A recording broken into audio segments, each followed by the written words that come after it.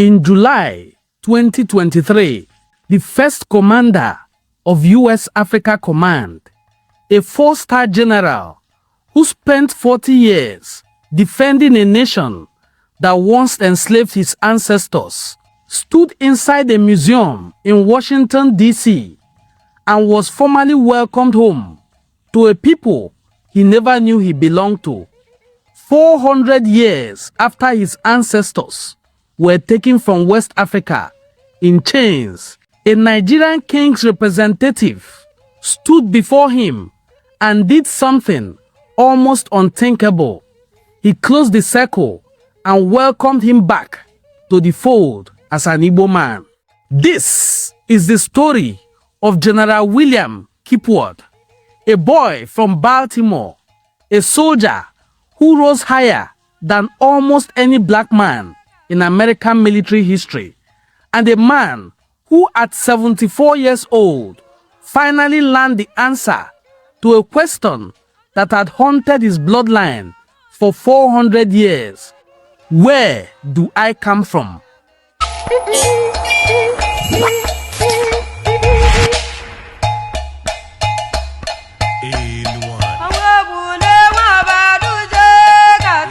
Born in Baltimore, Maryland in 1949, William Ward was raised in a country still tearing itself apart over the question of who belonged. He entered the army in 1971, commissioned through the ROTC at Morgan State University, a historically black institution that would remain close to his heart for the rest of his life. Over the next 4 decades, Ward didn't just serve, he climbed higher and higher and higher through ranks that had rarely, if ever, been reached by a black officer.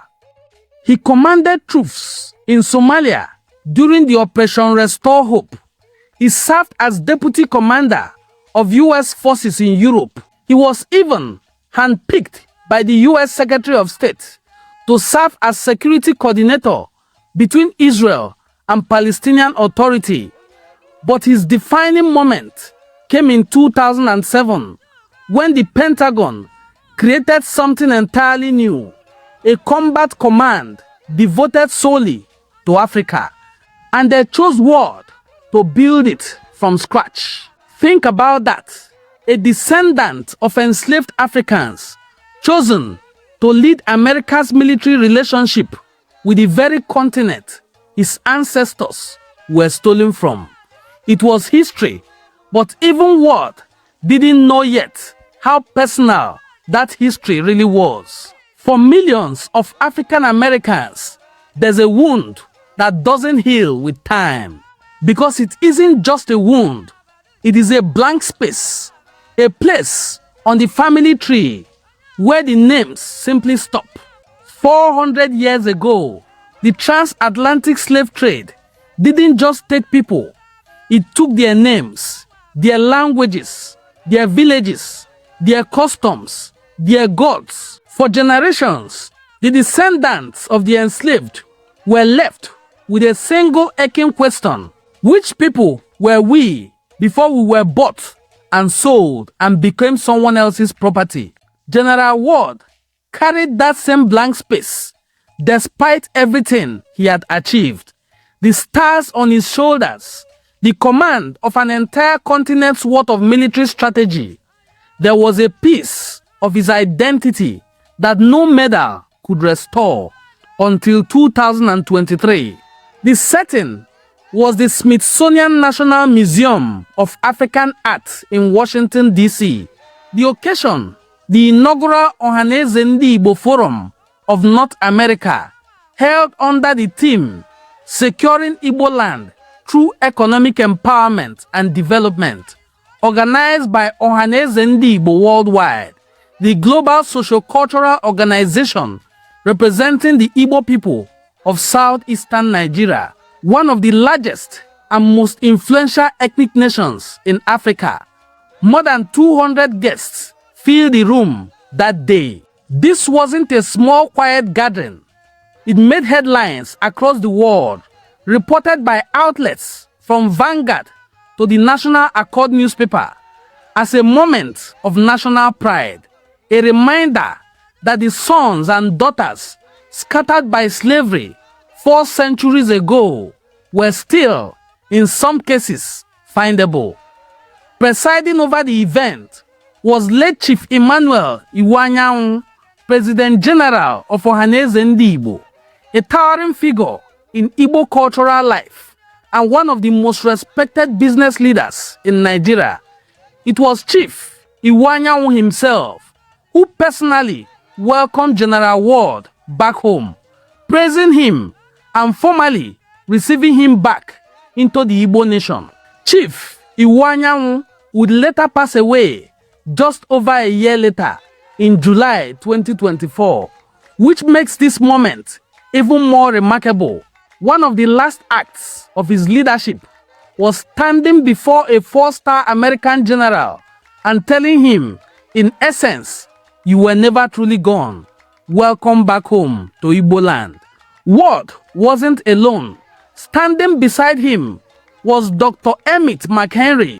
And on that day, Ohanaeze Ndigbo did something extraordinary. They didn't just acknowledge the connection.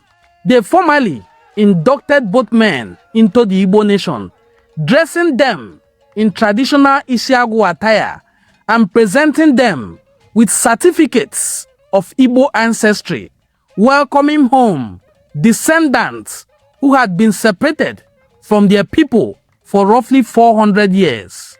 Chief Emmanuel Iwanyanwu praised both men, calling on them to bring their extraordinary talents home to Igbo land, closing a circle that the slave trade had violently broken generations before either man was born. It didn't end with a ceremony.